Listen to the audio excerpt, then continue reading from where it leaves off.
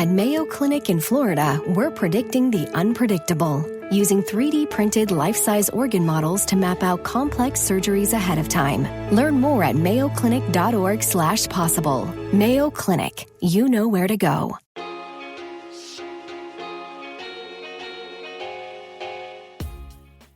Ernest Hemingway said that when people talk, you should listen completely, for most people never truly listen. Empathy and the ability to listen is one of the biggest gifts and powers that we have. And yet most of us screw ourselves over by trying to jump in with opinions and ideas too early. I really love this next quote. When we honestly ask ourselves which person in our life means the most to us, we often find that it is those who, instead of giving advice, solutions, or cures, have chosen rather to share our pain, touch our wounds with a warm and tender hand. The friend who can be silent with us in a moment of despair or confusion, who can stay with us in an hour of grief and bereavement, who can tolerate not knowing, not curing, not healing, and face with us the reality of our powerlessness. That is a friend who cares. Hello and welcome to the Growth Mindset podcast, where we are talking all about the outward mindset and the power of empathy to actually help us become a better leader, become a better human, and make things go our own way by actually being nicer. And to help me with that on the show, I have Heather Adams from the Harbinger Institute. And they are one of the leading consulting firms who help leadership transformation and building teams into the best they can be. They have a really extensive knowledge on the concept of the outward mindset and getting people to understand others better first. Now, being empathetic or understanding others sounds really simple, and we always think we're good at it, but we aren't. And it's actually really deceptive. And the whole concept of self-deception is huge. And often the simplest things are the hardest to do. It takes a lot, and I mean a lot of work to get it right. The Harbinger's book on leadership and self-deception is an absolute masterclass on the traps that leaders fall into all the time and how to just become more aware. So Heather Adams was brilliant, and she really came on the show to help teach us all about how to apply outward thinking and empathy, which has some great stories to demonstrate the power of thinking in this way. It's a really rewarding interview. I think you'll get a lot out of it. It starts with me actually talking about some issues I had with a friend traveling until we actually worked out that we were both being idiots and came to actually solve our problems just by talking about it and learning to see things from the other's perspective. And the rest of the show from there is really good. And I hope you learn a lot. A time when I was traveling with my friend, and one day we got really mad at each other, and we just had these things that we've been storing where we'd both done little things. But then at the point we just spent the whole day just being annoyed and getting more annoyed at each other. We didn't really know why. And then we both I had to explode. And we both had a million different things that we hadn't even realized the other person had thought about. And I was you didn't do this. And this time I did this for you. And he had no idea about it, but he had loads of things just like that for me. And I was yeah, oh, I had no idea you'd even done that or whatever. We're oh, sorry, mate. Thanks for being so nice and doing this thing. Yeah, maybe we should just talk about these things a bit more often and not be guys about it. That's exactly right. Because, people only know their own experience until they actually open up and get curious, right? So that's one of the way that Harbinger talks about this self-betrayal, and the language that we use now is having an inward mindset and having an outward mindset. And so having an inward mindset is being self-focused on my goals, my needs, my challenges, my objectives, what's going on for me, right? So you and your friend were both thinking about, I did all of this and I was hurt. I brought that to the table and yeah. And it's so easy when we're in that and when we're inward mindset to not see all of the things that are going on for anyone else and not see, right? Because what you just said, right? You didn't notice how you had affected him and he didn't notice how he had affected you. So you were blind to your impact on the other person, and right? Gave that person more justification to do something else more. This wasn't going to notice, so I don't need to do this other thing. And it makes it worse. That's exactly right. And so the way Harbinger talks about it is that's an inward mindset. An outward mindset is when we understand our impact or alive to our impact on others and account for their needs and challenges and objectives. So it sounds like actually at the end of the day, you and your friend realized this and be alive to each other, right? You had kind of a mindset shift.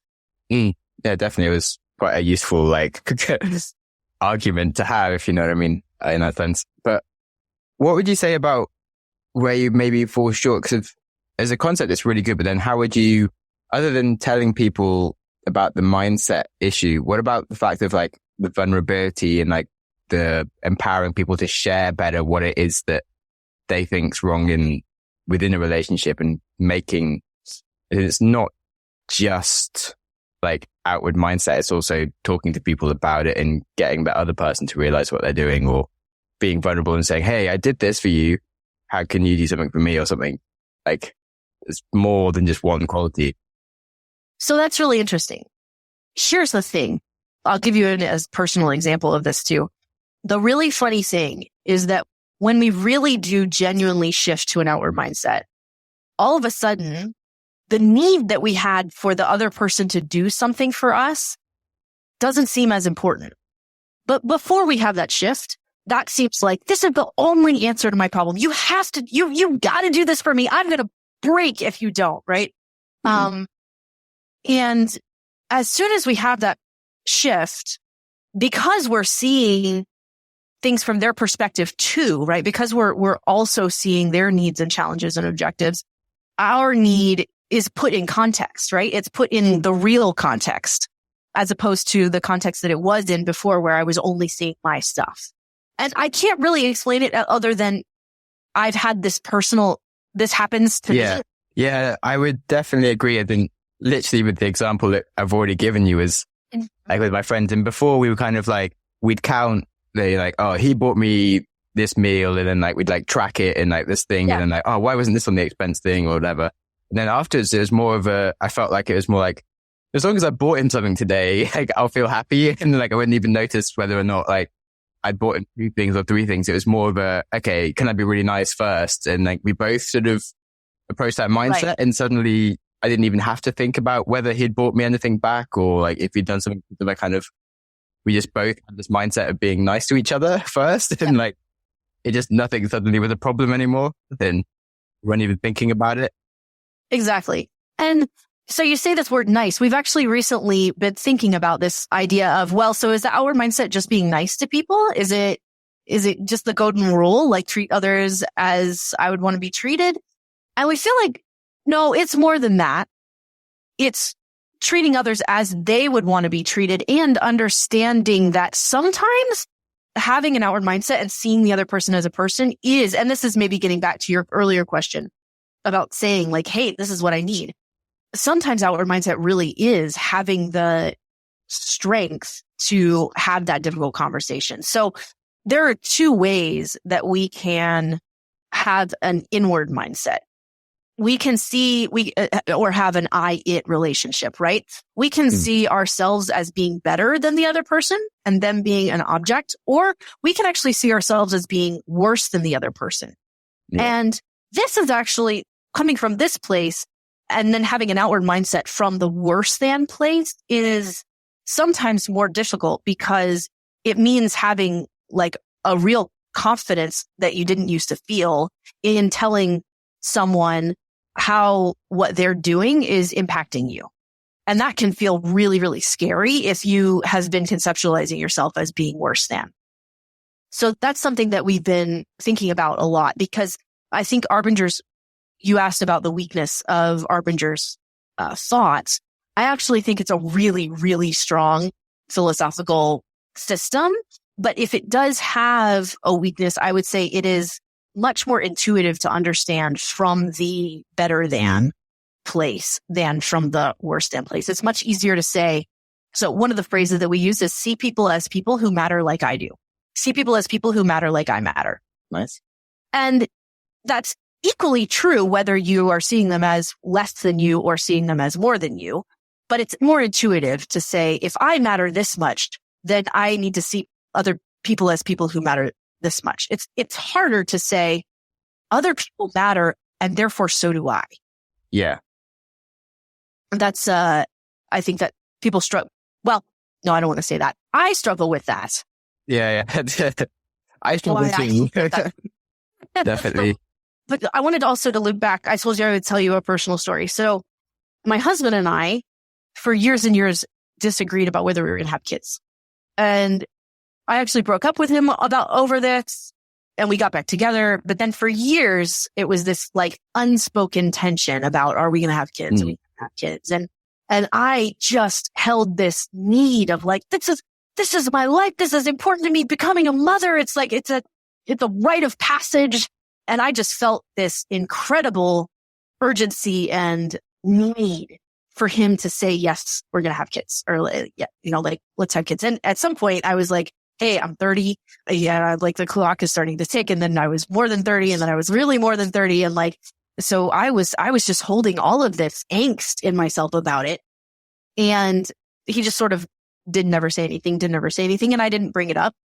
And it was only when I really, truly took some time and thought about it from his perspective and thought about what he would be giving up in terms of it, what he might be scared about, what really were his concerns about. And so, he was worried about losing the life that he had before. He was scared that he might not be a good father. What I really realized was he doesn't really like kids. So he was worried that he wouldn't love his child. Like there were some like real things that he had going on that I was not alive to. And it was only when I took the time and really tried to understand that, really got curious about where he was coming from. And I didn't do this. I didn't actually talk to him about this at all. It was a total shift inside me, right? That like a week later, I'm not kidding, a week after that, he sat me down. He was like, hey, you want to have a glass of wine? I was like, okay. And this was a little abnormal. So I was like, there's some kind of serious conversation coming up.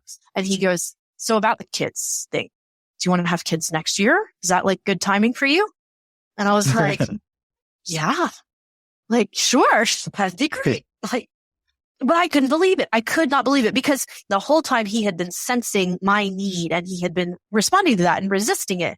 Yes. And then as soon as I allowed myself to shift, that invited him to shift and allowed him to be okay with it. Definitely. Suddenly kind of defending against it almost, but then suddenly gives him space. Yeah. Wow. Deep story. I like it. Thanks. That's cool. Yeah. So what would you say are like the other weak points of like an outward mindset then? Listen, what else would you need to be aware of if you are using an outward mindset that you might miss out on? I actually came to Harbinger from a competitor company that also does mindset change and culture transformation in organizations. That company there's a consulting company called McKinsey. They were sort of a McKinsey spinoff and used a lot of McKinsey's thinking about organizational transformation.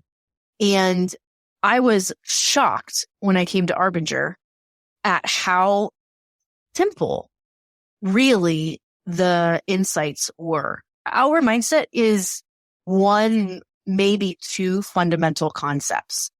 And at first I was a little skeptical because I was like, this seems too simplistic. This seems too easy, this is for like watered down kids philosophy or something. Yeah. And so I've been here now 2 years. I have been amazed at how powerful those two concepts are in helping people really, truly shift in a sustainable way, not just as people, but as organizations. And I actually think then that the simplicity of the material is what helps, because people then are able to read an entire book or to go through a 2-day training experience and come away with things that they actually remember. Mm-hmm. So one of the problems in just the training industry in general, right, is that people pack so much material into a couple of days that you come out of the training thinking like, wow, that was great. What a great experience. And there are studies that say up to 85% of training is never used on the job. And I think it's because of just information overload during that training. That's the training provider is trying to give you the whole kitchen sink, and it's just too much. So I actually think that one of Harbinger's most powerful things about it is the simplicity of the core concept. And I've actually found in my personal life and then my personal ability to do my own job, right, my work environment, that I've had an easier time developing and improving and being better at my job when I'm thinking about things the way that Harbinger frames them as opposed to the way my previous company did. Yeah, definitely. It does make sense because I do think having less things to think about is really useful to just go and do them. And then if you use like the concept of like how you do anything is how you do everything. So if you've got like one simple thing that is like a really good meta rule, but it's something that you can kind of apply to everything, it does start to make effects everywhere quite easily rather than having like a rule for every different scenario. It becomes like really hard and maybe the rule isn't quite right and you just start going in the wrong directions or you just can't follow them all. It becomes a nightmare. Yeah, exactly. I totally agree.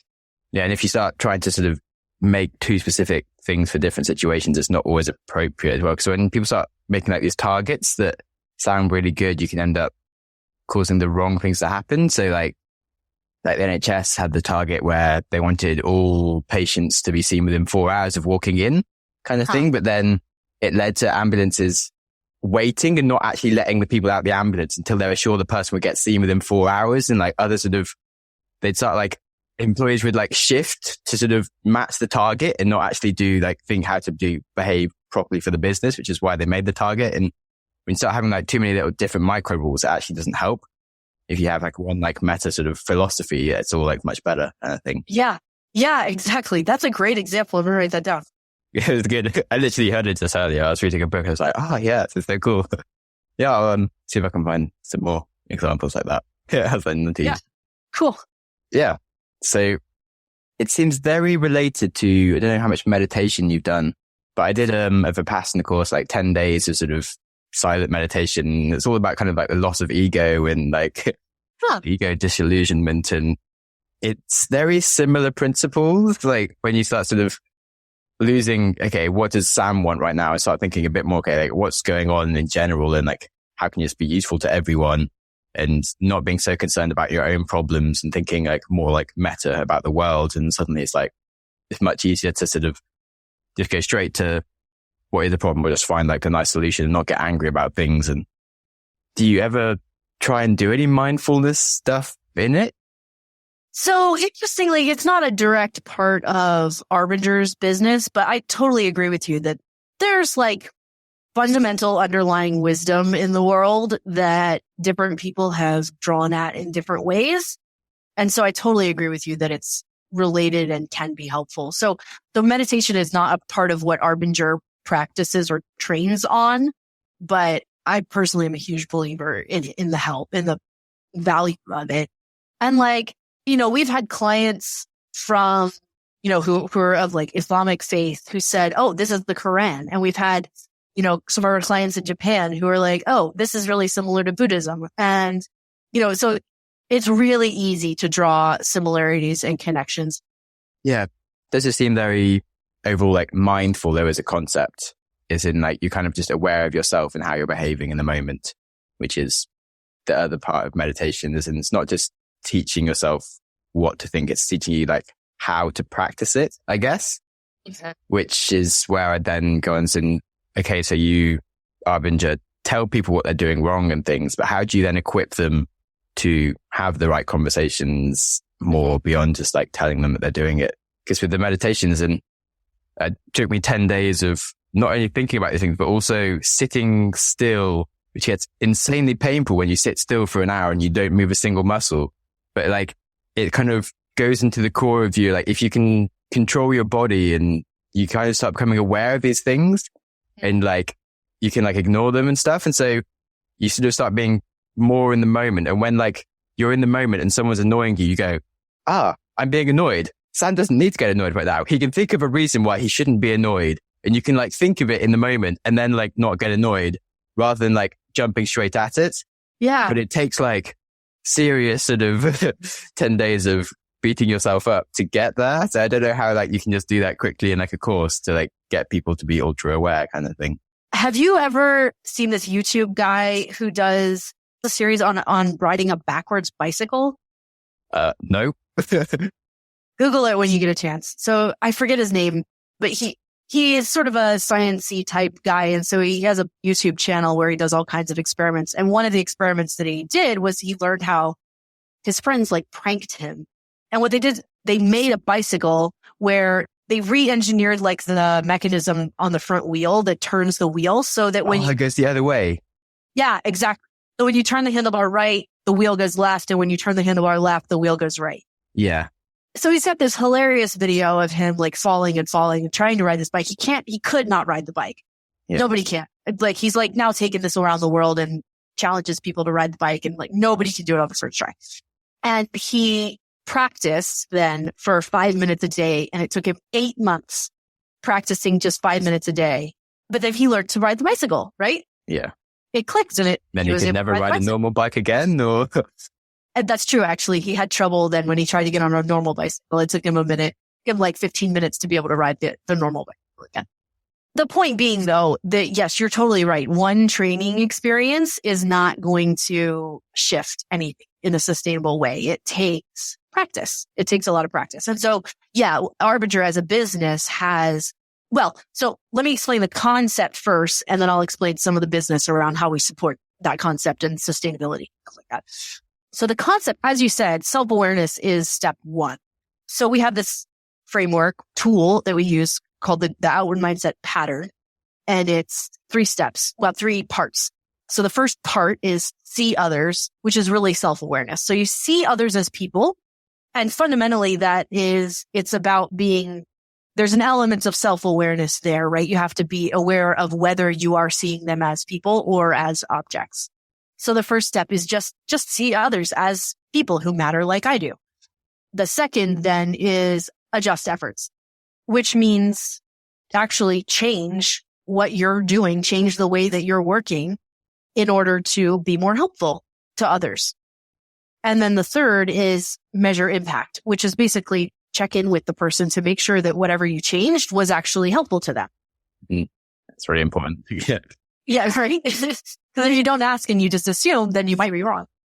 And this can be really just simple changes, from a coworker to coworker level. Like a really simple example is a girl on my team. Part of her job is to make sure that whatever client inquiries we get, she picks the right, solutions manager to assign them out to, right? So it's her job to route the inquiries to the appropriate professional here at Harbinger. And she's incredible at applying outward mindset. And so she was thinking like, I wonder what's going on for these solutions managers. What have they got going on? What's hard for them? And how might I help? So she was just sort of thinking about this generally.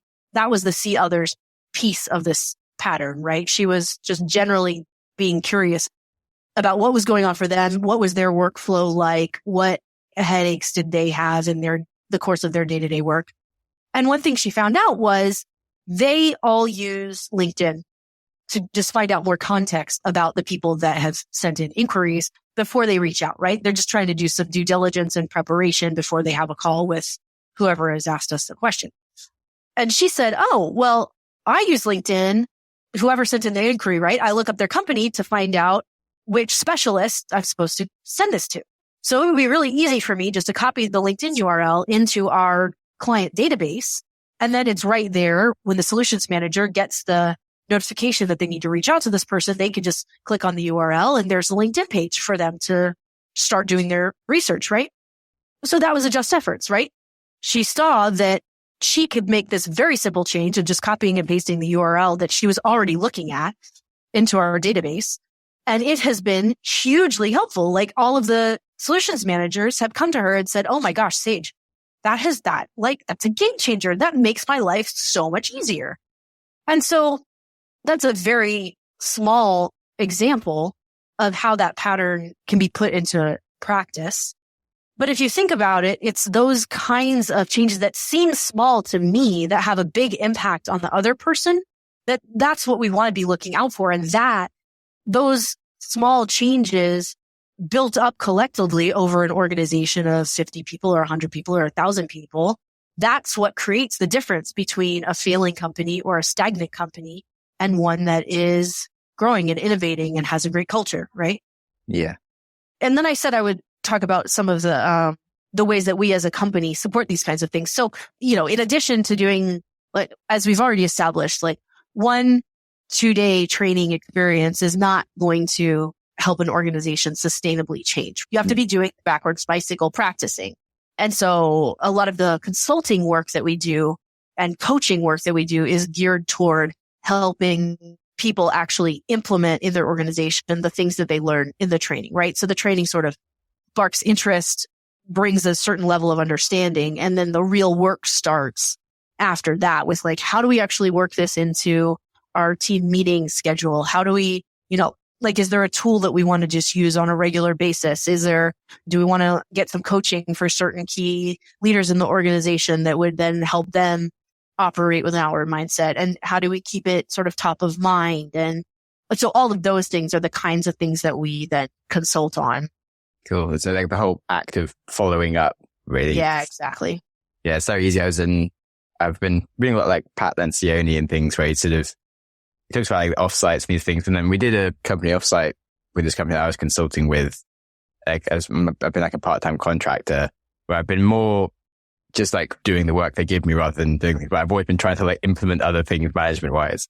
And so we did this thing. It was great. But then the company was just sort of like, after 2 days, cool. Now everything's done. And we just go back to normal. It's like, oh, what was the point? Oh God. Right. Exactly. No, that's right.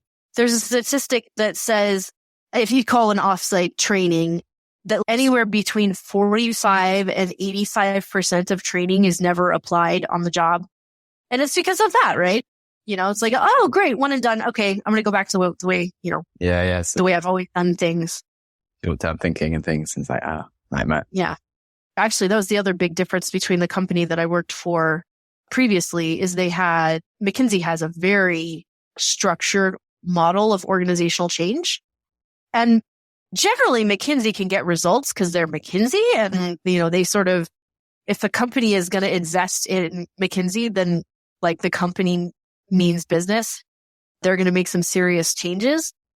I think if a company isn't that invested in change, then such a big model with so many things to do and so many people to get involved doesn't work. You just hit too much resistance. And so the sort of little snippets and what can I do differently in my day-to-day work that doesn't actually take me any more time, it just requires me to think of things differently, I think is a lot more effective.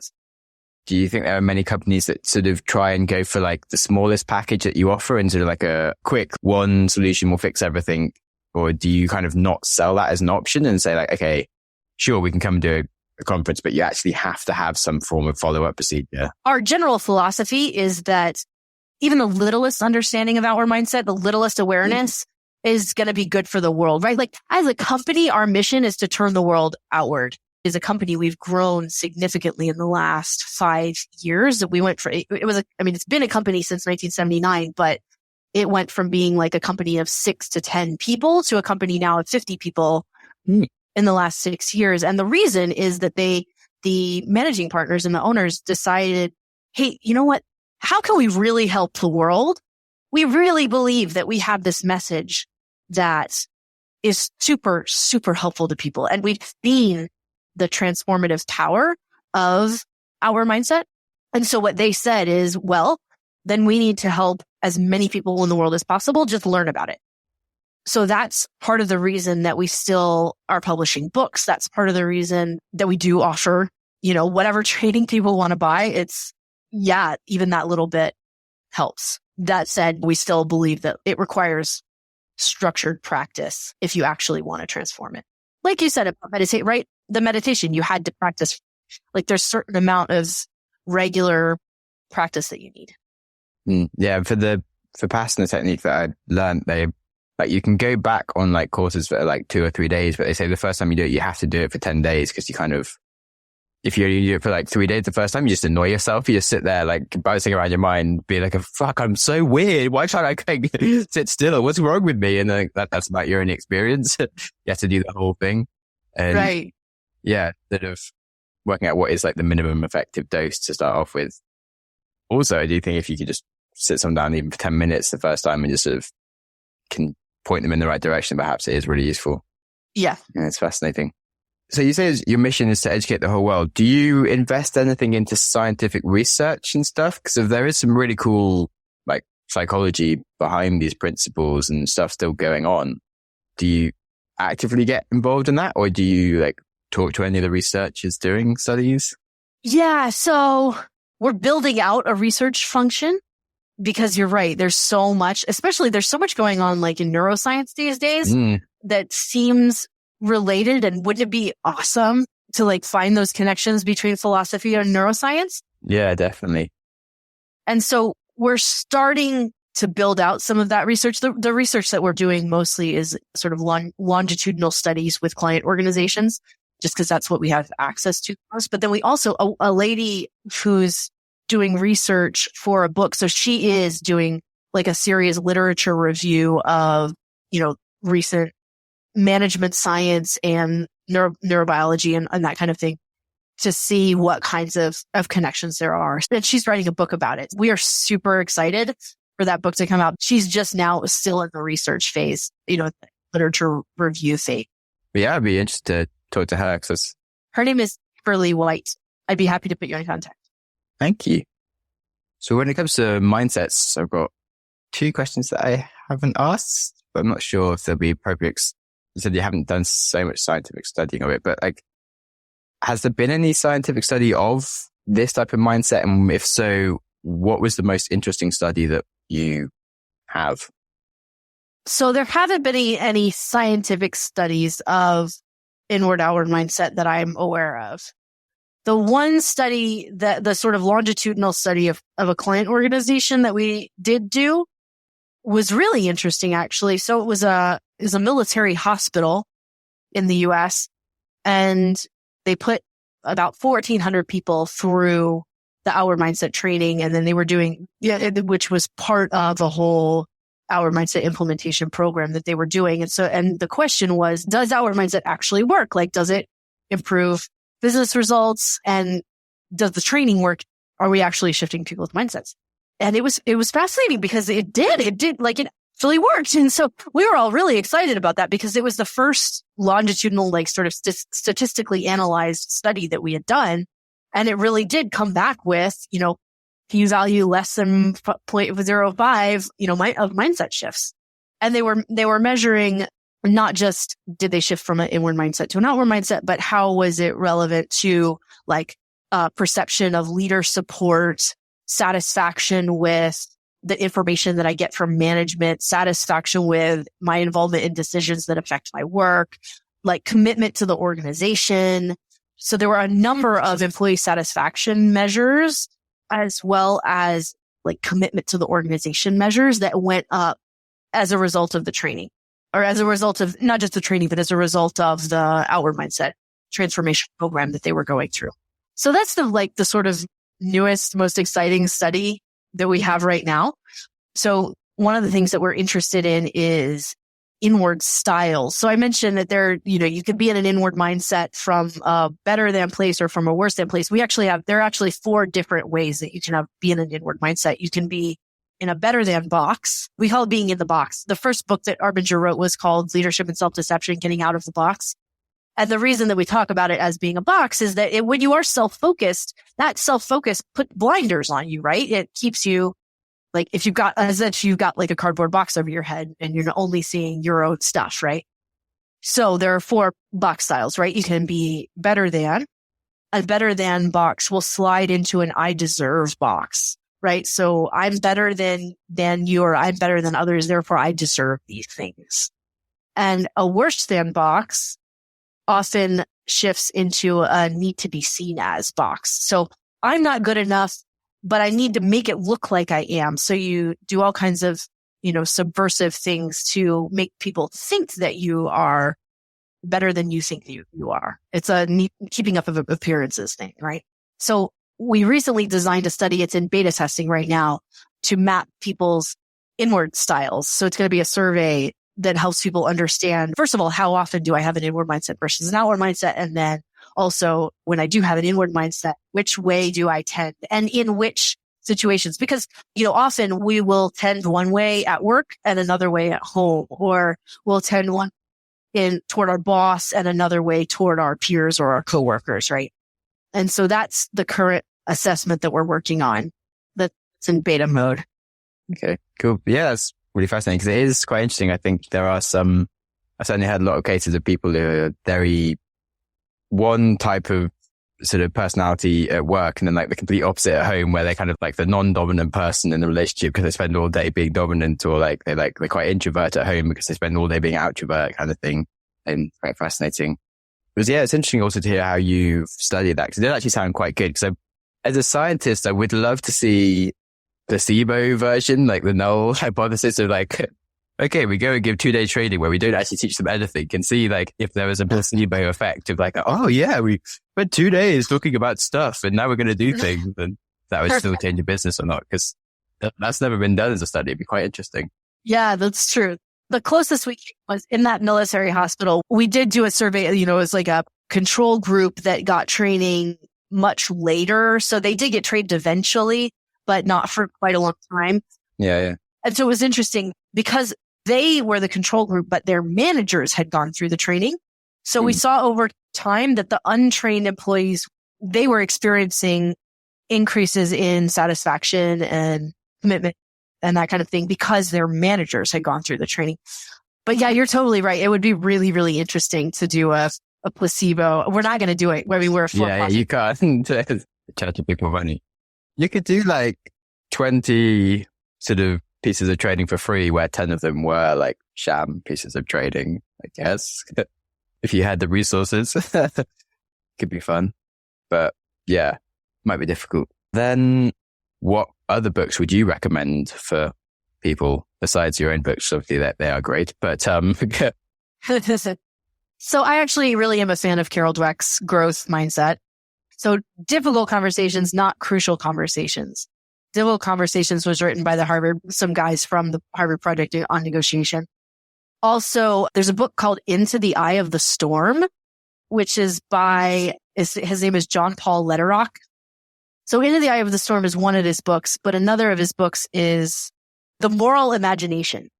And so his specialty is international conflict resolution. He's an international peace builder, but he is just an incredible thinker about, okay, I'm this guy, this like privileged white dude from America. I'm trying to help people in terrible, terrible situations resolve their conflicts.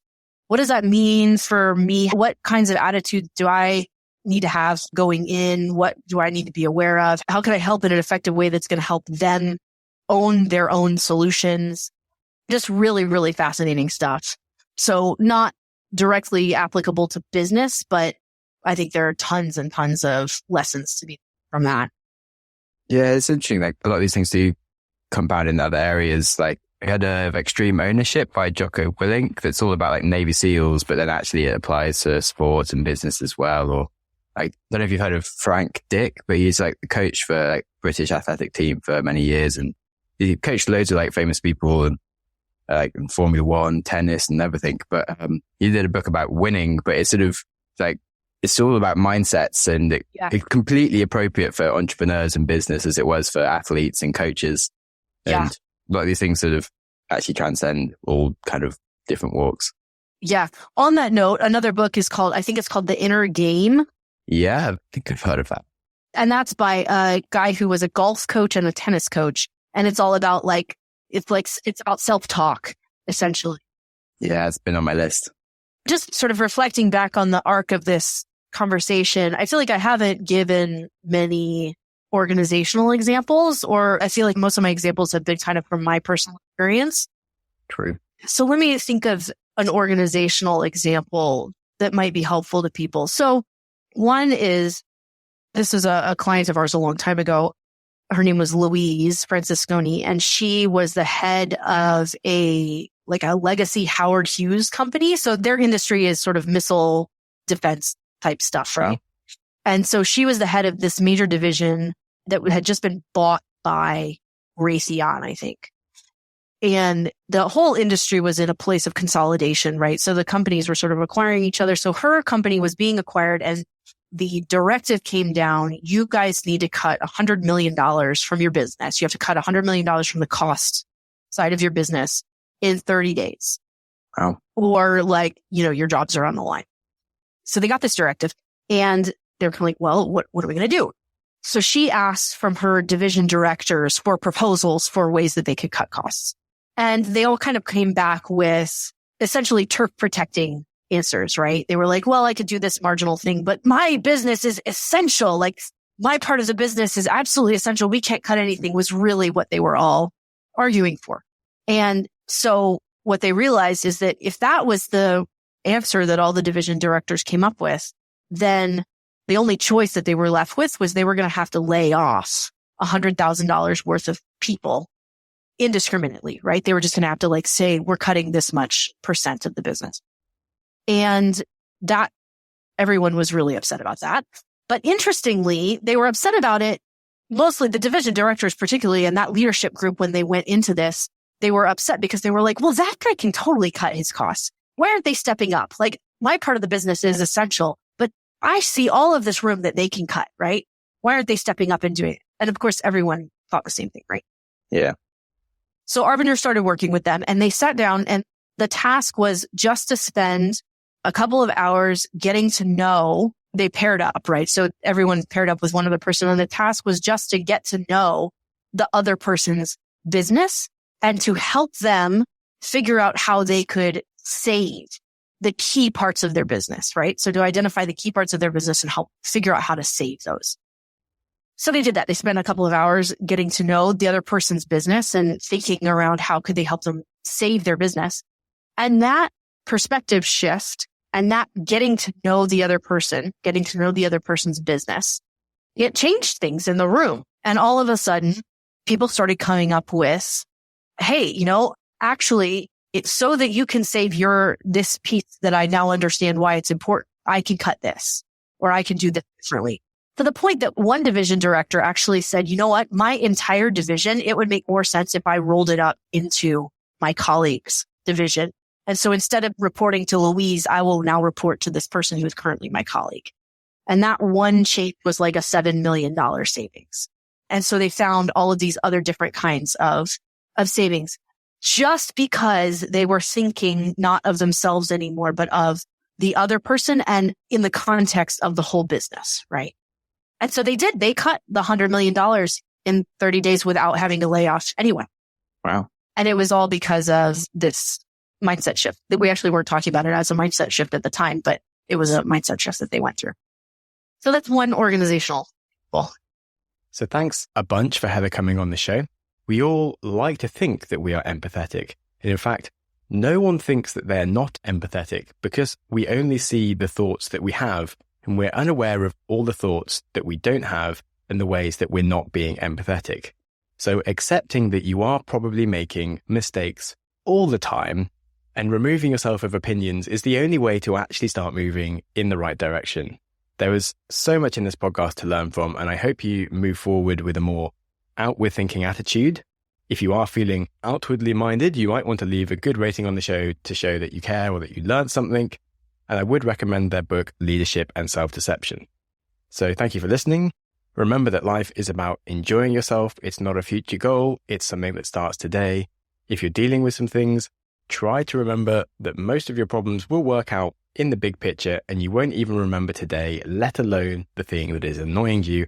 And what's most important is being kind to yourself. And whilst being kind to yourself, it makes sense to be kind to some other people as well.